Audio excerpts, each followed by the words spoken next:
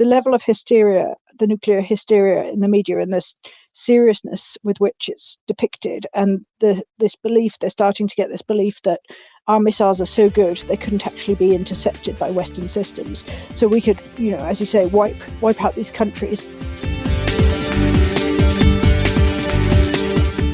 This is Here's How, Ireland's political, social and current affairs podcast, presented by William Campbell. Thank you for downloading episode 134 for the 5th of May, 2022. Sharon Keogan is an independent member of Seanad Éireann. She's one of those independent politicians who discovered her deeply held belief in independent politics just after she discovered that she had failed to get a nomination to run as a Fianna Fáil candidate, despite being on that party's national executive. She's made a career of gaining publicity off the back of baiting public outrage with ludicrous statements targeting vulnerable members of society, such as when she said that disabled children should be microchipped. She's cute enough to couch her trolling in terms of concern while dog whistling to the lowest instincts in society. She hit the news again recently when she was criticised for saying to witnesses before the Joint Committee on International Surrogacy, a married gay couple who had adopted a child via surrogacy, she said to them that surrogacy was harmful, exploitative and unethical, and not in the best interests of the child. She went on, "I don't believe it is everyone's right to have a child. It's a privilege to give birth." The committee's chair, Sinn Féin's Kathleen Funchion, suspended the meeting after Senator Lynn Ruane complained that a personal attack on witnesses was not appropriate and asked for an apology, which Keogan refused. Keogan later resigned from the Joint Oireachtas Committee on Children, Equality, Disability, Integration and Youth in an email with the subject line, "Unsafe Working Environment/Resignation." She wrote, "I no longer feel safe or protected as a member of the committee and have made this difficult decision as a result of that." I don't want to talk about surrogacy here. I more want to talk about Keogan's excuse, particularly this guff about being safe or protected as a member of the committee. She's clearly trying to draw a link between perfectly valid criticism of her and her not being safe. And let's be clear here, Senator Keogan is not behind the door when it comes to dishing it out. The incident started when she made a personalised attack not on a political opponent, but on witnesses who came to a private committee meeting to tell their personal story. A political opponent criticised her for doing that, and she resigned in a huff, saying that she wasn't safe because of that criticism. Leinster House is not exactly the place you go to if you want to avoid hearing nonsense on stilts, but even by those standards, the notion that she might be in physical danger in literally the most secure building in the country is really a special kind of stupid. Except she didn't quite say that. She left herself a little escape hatch. She said that she didn't feel safe, leaving open the possibility that she was actually safe, but that just she was wrong about her feelings. This is a cheap and nasty trick.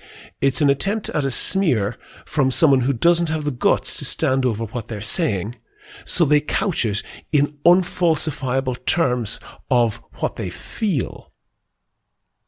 This trick is actually well known. It's even taught in that type of how to get your own way in business tactic books. People are advised not to say, "I will work better if I can work from home," but instead say, "I feel I will work better if I can work from home," because nobody can really argue with you that you don't feel that way. That said, Keogan is a conservative, and liberal and left-wing commentators delighted in ridiculing her nonsense. But there is no question that her rhetoric, this line in particular, "such and such makes me feel unsafe," that's lifted straight from a strain of left-wing liberal discourse, and it's particularly associated with trans rights activists. It doesn't matter who's using it, the tactic is the same. It comes from someone who knows they're losing an argument, so they want to shut down the discussion. They're not satisfied with just not participating, not playing the game when they know they're not going to win. They also demand that nobody else participates in the discussion either. They don't just want to not show up to the debate. They demand that everybody validate their decision by them not showing up too. And if they can find something that looks like an authority, they'll run off there demanding that this ban on debate be enforced. That's exactly what Keogan did when she sent her self-regarding, attention-seeking poor me email, copying all the members of the committee, of course, to make sure that it got into the press, claiming that she wasn't actually storming off in a strop, but that she was too threatened to take part.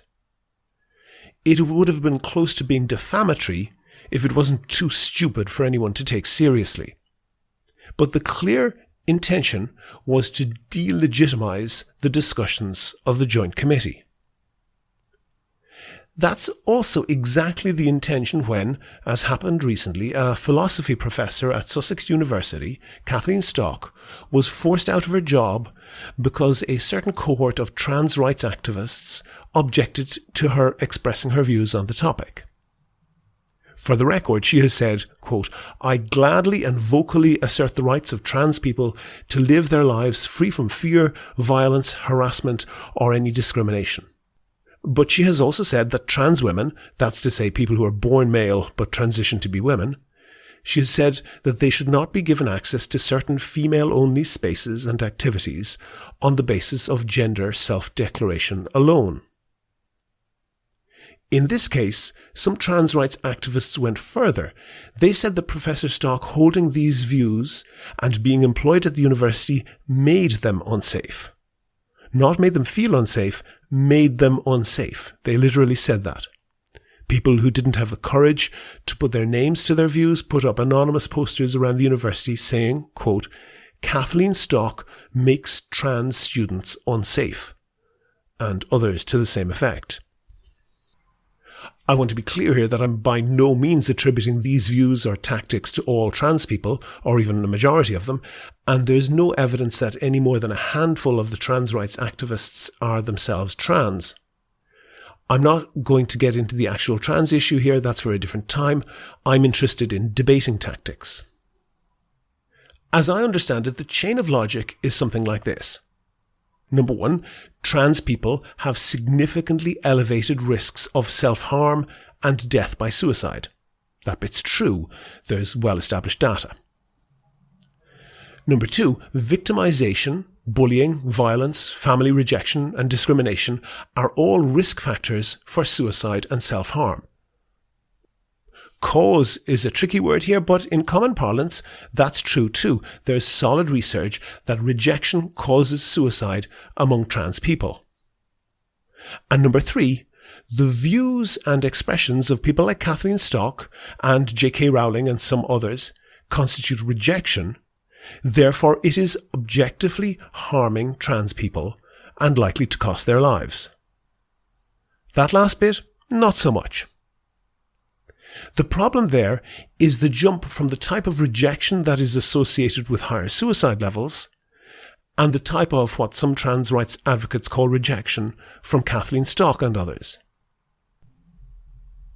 It's important to note that the type of rejection that was studied and found to be associated with higher suicide rates is the likes of being disowned, rejected and possibly violently attacked by your own family, possibly as a teenager, violent street attacks, discrimination up to, for example, complete exclusion from society and employment and the poverty that brings, violence associated with prostitution, and so on. You don't really need to be an expert to understand that someone who has suffered a lifetime of that will be at an elevated risk of suicide. There are a variety of voices around trans issues, but as far as I can find, there isn't any research that suggests that simply disagreeing with someone on some of those issues would drive them to suicide or expose them to any other risk for that matter. Remember what Kathleen Stock said was, "I gladly and vocally assert the rights of trans people to live their lives free from fear, violence, harassment, or any discrimination." But as I understand it, she thinks that female-only spaces like girls' changing rooms and women's prisons, should be for biological women only. I note that another issue that trans rights activists raise is that trans people shouldn't be invalidated or have to debate their own existence. I'm with them on this principle. To take a catastrophist comparison, you wouldn't remotely expect Jewish people to show up at the Wannsee conference to calmly debate to what extent the Holocaust should go ahead, and had it been possible, you couldn't reasonably expect them to do anything other than protest and disrupt it as much as they could. But the point is, that is a catastrophist comparison. There are certainly a lot of people out there saying horrible things about trans people, but that doesn't include Kathleen Stock, and there are issues to be discussed, such as I mentioned, female-only spaces like girls' changing rooms and women's prisons. There's also the issue of trans children. Do you take a 4-year-old child, biologically female, any more seriously if they say, "I'm a boy," than if they say, "I'm a dinosaur"? That's a real case, by the way. The parents went public on it, along with full names and many photos of them and their children, saying that they had the permission from their child, aged 4, to do so. There's just no evidence that calm public discussion of these issues makes anyone unsafe. One other point that the trans rights activists make is that even if, for example, Kathleen Stock isn't a direct threat to them, she encourages or enables other people who are a threat. In principle, this concept does have merit. There are situations where a speaker on a topic ostensibly stays on the right side of the line, not advocating violence, but the totality of their contribution gives the impression that they're sending a coded message. They're winking at people who are willing to commit violence to let them know that they really support them. Donald Trump comes to mind here, saying some of the far-right marchers in Charlottesville were, quote, very fine people. When Sharon Keogan says disabled people should be microchipped, rightly or wrongly, that certainly could be read by some people as support for drastically infringing their human rights. But whether you read the lines, or between the lines, or anywhere else, it is abundantly clear that Professor Stock is going out of her way to be clear that she supports the civil rights of trans people. And, to get back to Senator Keogan, she claimed that people just saying that they disagreed with her stance and style of questioning made her feel unsafe. Given that the chance of actual violence against her in an Oireachtas committee is 0, there is a clear solution here. Lots of people have harmless phobias. They'll run to get someone else to take a spider out of the bath for them or whatever. But when those phobias cross a line where they interfere with the conduct of their life, they're so scared of cancer that they won't walk down a street where there's a cancer hospital, that meets the clinical definition of a psychiatric condition. If Senator Keogan can't do her job because of an irrational fear of being attacked, she needs psychiatric treatment. Unless, of course, she's lying. Either way, she has no business being in politics. And, be it in universities or anywhere else in public life, people who go way beyond what is supported by evidence and claim that people who disagree with them should be fired or sanctioned in some other way, supposedly to protect their safety, won't win any arguments like that. You just have to see the glee with which that's reported in the right-wing press to understand that. Nobody should have to put up with abuse, but if someone is or feels threatened by normal, robust public debate, then it's on them to withdraw from it. It's just not possible to have a society if anyone at any time can push a button labelled "I feel unsafe" and use it to close down any discussion they don't like. In a moment we'll have that interview, but first I want to thank all of my donors on Patreon. I really appreciate everyone who donates there.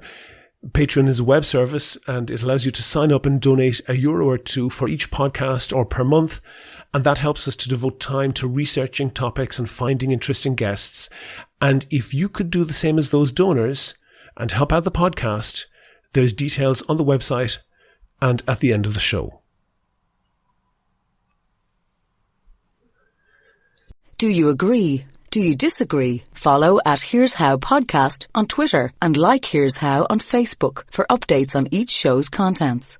On the line from her home in Oxfordshire, I have Sarah Hurst. Sarah got interested in the Soviet Union and became a journalist and studied Russian when she was 16, when the Berlin Wall came down at the time of the end of the Soviet Union. And she's basically been reporting on Russia for the past 30 years. Sarah, we're hearing an awful lot of what's going on in Ukraine at the moment. What do you think is going on in Russia? It's become a lot harder to find out what's going on in Russia because of the shutdown of information and the shutdown of independent media, which became very widespread just after the invasion. So some of the biggest independent media outlets have shut down, including Echo Moskvy radio station and Novaya Gazeta, the newspaper whose editor, Dmitry Muratov, won the Nobel Prize last year. It's become increasingly difficult. I, with a Twitter account called Ex-Soviet News, follow many, many sources in Russia, hundreds of sources.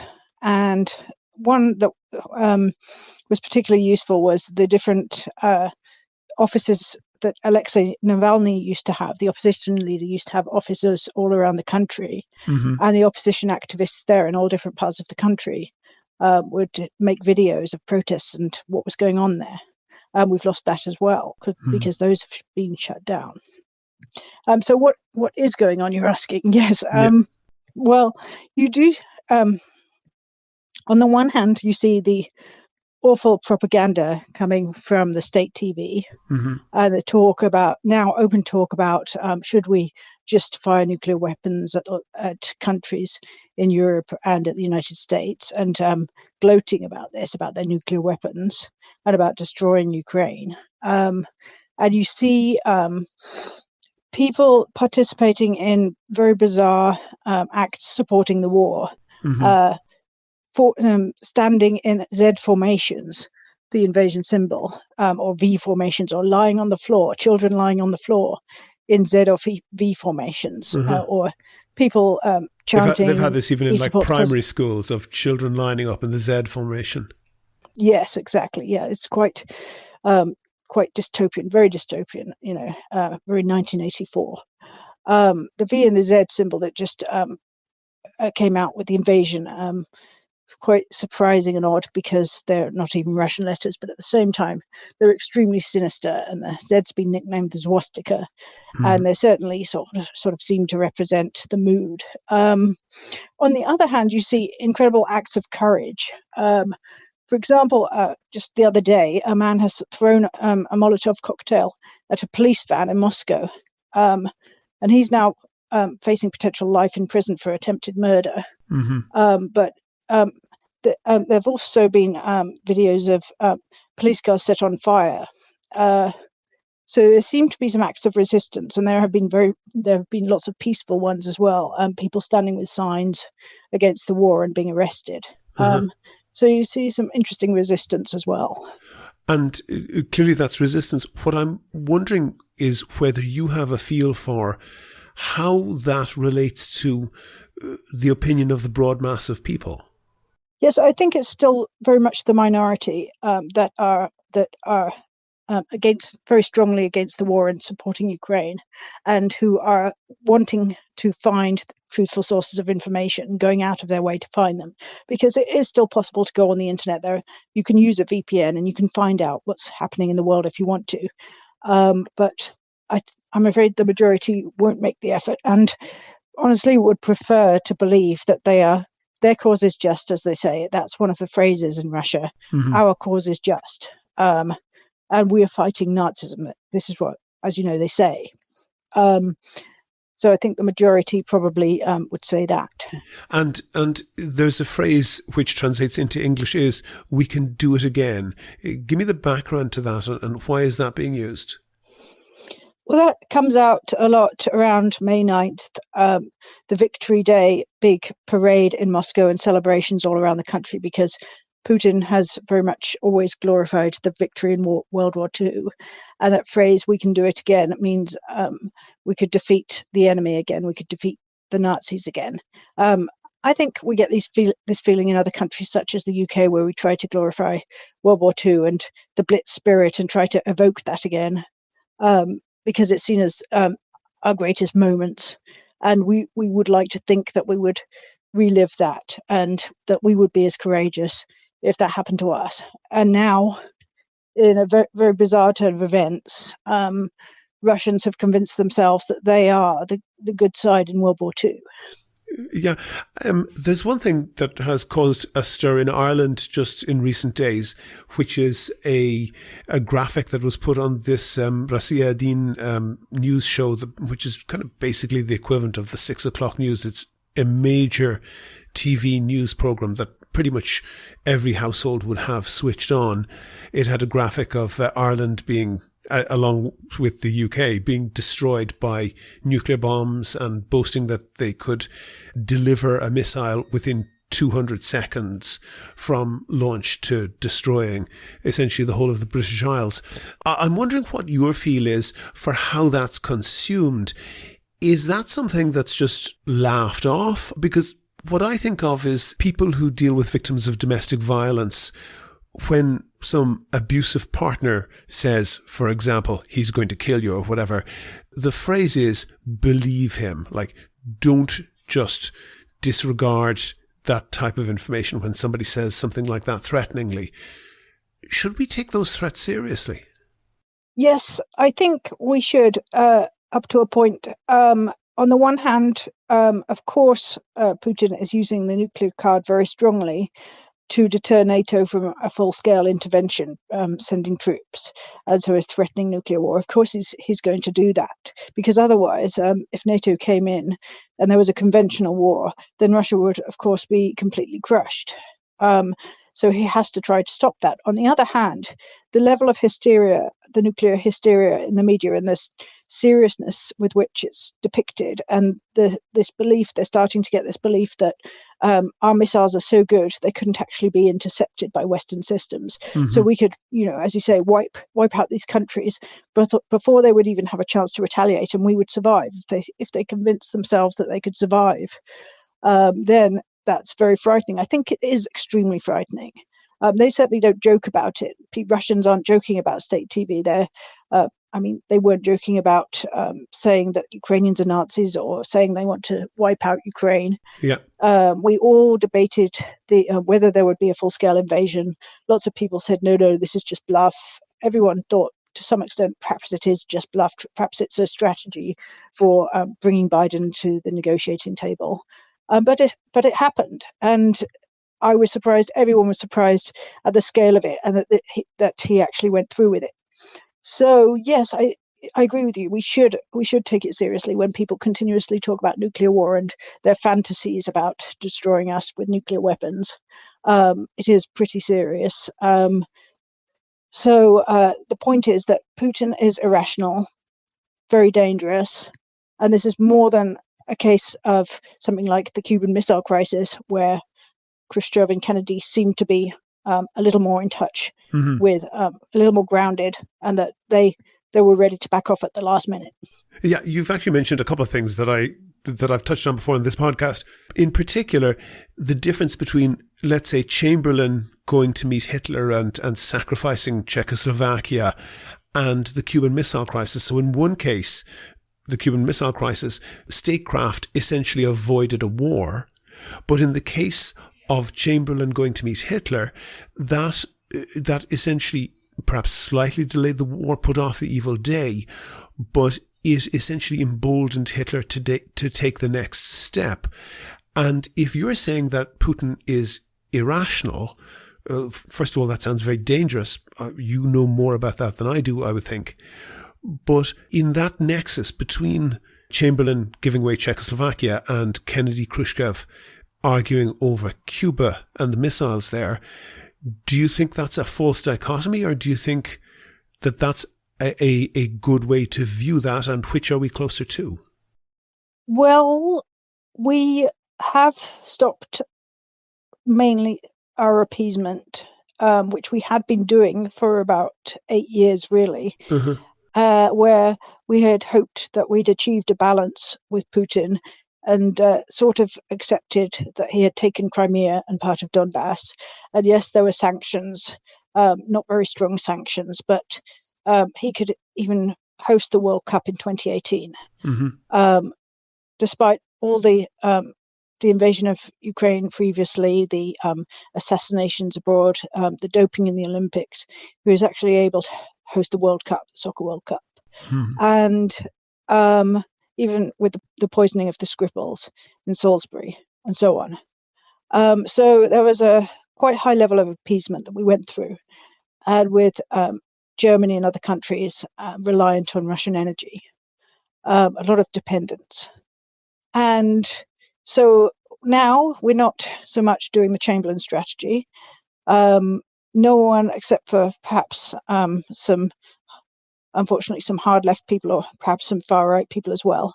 A couple of people in Dublin, I think, who are well known. Yes, Mick Wallace and Claire Daly would want to say openly, let's give away parts of Ukraine, more parts of Ukraine to Putin, and hope that he stops. We don't have Ukraine to give away. You can't give away countries and people and say, here, take them. We get that now. So it's not going to be appeasement. And we are sort of in a standoff, but it's different from the Cuban Missile Crisis because there wasn't an all-out war going on either then. So yes, it is very, very dangerous. And the Cuban Missile Crisis lasted for 13 days, I think, because there's a film, 13 Days. So this war has already gone on for 2.5 months, or a lot longer if you count from the annexation of Crimea. You mentioned the Irish MEPs, Claire Daly for Dublin, Mick Wallace for Ireland South. I mentioned previously that these people and others seem to think that they are capable of psychoanalyzing Vladimir Putin, that they are his therapist, and that they can say what he thinks and say how he feels even better than he can. And I actually can't see, and having perhaps longer familiarity with these characters, Daly and Wallace, than you might have, it's difficult genuinely for me to see why they're saying that. They don't seem like characters that would be explicitly compromised in the sense of, I don't think that they'd be, politicians who would take a suitcase full of cash in return for saying something. But they have clearly been influenced. In particular, over the past few years, they've done things like visited Lithuania in order to support a Russian spy who was apprehended there and is on trial, which seems like a very marginal interest for an MEP from, a small corner of Ireland to be doing. Do you have any insight into how the Russians managed to keep those type of characters on side, or what that influence program, what is happening there? Yes, I have looked at this quite a lot over here in the UK because we had a very similar issue with Jeremy Corbyn, the former Labour leader. And he's very strongly still associated with an organisation called Stop the War, which actually is against any war except when Russia's involved. They're always apologists for Russia. And this has been a very disappointing phenomenon on the left, where you expect people on the left to support human rights above all, but their bizarre support for Putin, even though he's in no way left wing. And the root of it seems to be, as well as some residual feeling of empathy with the Soviet Union, feeling that this is still the Soviet Union, it's basically that above all, they're anti the imperialist United States and NATO. So that is sort of the number one priority. Anyone who is against NATO and the United States is possibly our friend, I think. Okay. One other thing, I want to just talk about the people in Russia again a little bit, but just before we move away from Putin, you said that Putin is irrational. Do you have any insight to what degree the people around him might bring him to rationality, either by persuasion or by use of a bullet or in any other way, that if Putin did something that threatened the elite around him, threatened their position, to what degree is there a chance that they would bring him down? Well, I think we've been far too hopeful on that. I think anyone who with a brain is long gone from there and has been excluded. You see people like Sergei Lavrov, who the foreign minister, who's just said, "Well, Jews can be Nazis too," that sort of thing. Well, Zelensky might be Jewish, but Hitler was somewhat Jewish, wasn't he, as well? This sort of thing. And then now, to be clear, those are the words of Lavrov. That's not you saying that. No, right. Sergei Lavrov, the foreign minister, Russian foreign minister, has just said this. Yes. This is the type of person who's around Putin, who's close to Putin. We tend to rely on some mystery oligarchs who are going to organize a coup, or perhaps the military or the security services. And there are lots of rumors swirling around about it. I think it's just rumor. And I don't think we should just be hopeful, because there are so many other Putins in the shadows behind him, so many people just like him who believe in this sort of death cult that without Russia, there can't be a world. Russia must be a superpower, and we must prove ourselves. We must bring down the power of the United States, no matter what it costs. And this is what they all seem to believe in. So I think it's too hopeful to think that there are people there who will say this has gone too far. At this stage, when we've seen everything that's happened, and they haven't taken any action, I don't think there are such people, really. Okay. You might be familiar, I don't know, with a book and later a film called Alone in Berlin. And I would recommend the book, but it's in 1940 and it deals with a husband and wife whose son has been lost early in the war, died in France. And they decide to do the most minor acts of resistance, of leaving individual handwritten postcards against Hitler around in stairwells, and it's a tiny number, like half a dozen of these. And this is apparently a true story, or based on a true story. The point of the book, though, is that it just describes in great detail the absolute terror, the grip that the Nazis had over the whole of Germany. And I'm wondering whether you have any, I know you haven't been to Russia in several years because of what's going on, but that you have a lot of contacts there. I'm wondering whether you have any insight into how total that degree of control over society is for ordinary people. I don't think it is such a total degree of control as in Nazi Germany, as I've said, because people can, access the internet. And up until the invasion, there were independent media outlets that they could read, and there were independent journalists. They were under a lot of pressure, but they were active. I think it's very different. I think it's more a kind of apathy, where people accept things, but the penalty for going against the regime has not been so severe necessarily. Some of the people who were high-profile protesters got a couple of years in prison, maybe 5 years in prison max, until recently, until they, after the invasion, made laws which allowed for up to 15 years in prison for spreading so-called lies about the armed forces and so on. So you could certainly do things, and people did things and were critical. So it's nothing like Nazi Germany, I would say. Until recently, there was an active independent TV station called TV Rain, Deutscht, and they were reporting on real life in Russia as well. It's not totalitarian. It can't be in many ways. Most countries have the internet. It's only sort of really North Korea that's been able to shut everything out at the expense of the whole economy.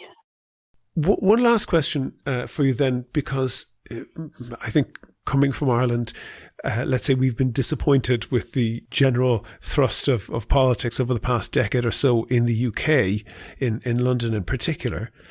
And it has to be said that although Boris Johnson seems to, for the past decade, have spent his every summer holiday at the mansion of a former KGB agent in Tuscany, it does seem like, compared to the other European governments, he's been pretty forward in supporting Zelensky and arming Ukraine.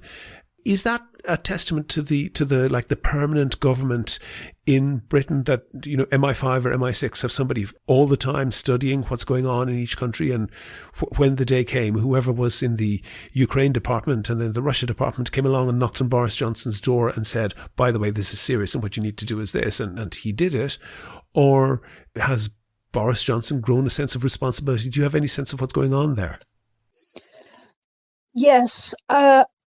Although this hasn't been popular with a lot of people, me saying this, I do agree with you that Boris Johnson has been very good on arming Ukraine, and that, in fact, the Conservative Party has been good pretty much all along.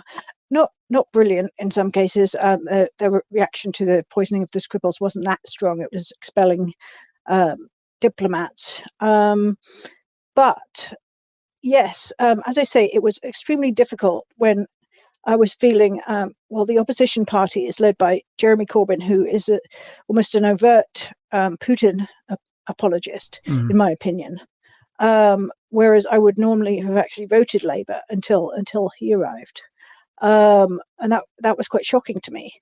And at the same time, it wasn't just Boris Johnson. Before that, there was David Cameron and Theresa May from the Conservatives. Mm-hmm. And they've always, all along, consistently been very critical of the Kremlin and of Putin. Now, this has got all mixed up with Brexit and a lot of beliefs about Russian intervention in Brexit with not a huge amount of solid evidence. So a lot of British people think that Russia was partly responsible for Brexit. But I didn't think they were that influential, to be honest. It was really more the Conservatives and the tabloids that influenced people. Mm-hmm. And again, it's like with the Scottish independence movement. Putin supports that too, because he wants to break up countries and break up the EU. Mm-hmm. But that doesn't mean that if you support Scottish independence that you're working for Putin. And then again, there's the Russian money influence on Boris Johnson. But that isn't necessarily Kremlin money. It's rich Russians in London who are really exiles from the Kremlin on the whole. So there isn't really a smoking gun saying that Boris Johnson is working for the Kremlin. He's continuing the normal Tory policies. And his friend Evgeny Lebedev, he's the son of a former KGB agent, but he is just, again, a rich Russian, and I don't think he's working for the Kremlin. Although he was made a lord in the House of Lords against the advice of the security services. Yes, that was ridiculous, absolutely ridiculous.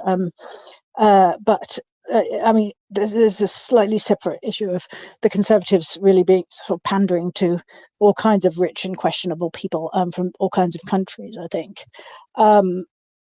I think if the Kremlin had influence over Boris Johnson, he wouldn't be arming Ukraine so avidly, and he's really very much admired in Ukraine. Sarah Hurst, author of The Russia Report, a weekly newsletter. Thank you very much for talking to me. Thank you. Never miss a show. Follow at Here's How Podcast on Twitter and like Here's How on Facebook for updates on each show's contents. Go to the website for sources and references from the show. And while you're there, you can like the show on Facebook, follow the show on Twitter at Here's How Podcast, and follow Sarah Hurst at Ex-Soviet News. And get in touch if you can suggest a guest or a topic for the next show. Thanks again to all the patrons on Patreon. Their donations allow me to devote time to research and finding interesting guests.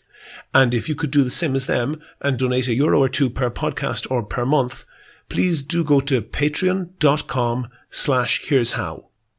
That link is on the website. Also there you can find out how to subscribe to the podcast for free on your computer, on your phone, or by email. All that information is at www.here'show.ie. The Here's How podcast is produced and presented by me, William Campbell. The assistant producer is Kevin Wolf. Thank you for listening.